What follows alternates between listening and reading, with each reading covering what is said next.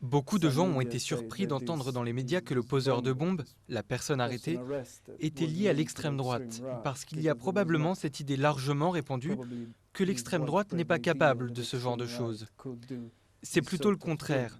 Je pense qu'il y a dans l'histoire de l'extrême droite une tradition de violence et de terrorisme, surtout en Europe.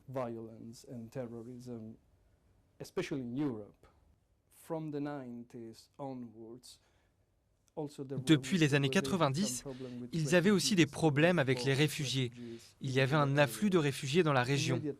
Immédiatement, des partis politiques ont commencé à critiquer le fait que les immigrants ou réfugiés profitaient en réalité de l'État-providence, au lieu que ce soit des locaux, des nationaux.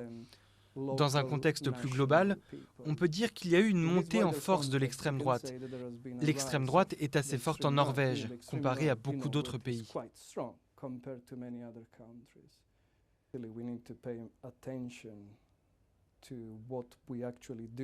Nous devons faire attention à ce que nous faisons, et surtout à ce que les politiciens disent quand ils parlent de culturalisme, multiculturalisme, ethnicité, de multi-ethnicité, dans le sens où c'est devenu très clairement le terrain de chasse de certains partis d'extrême droite.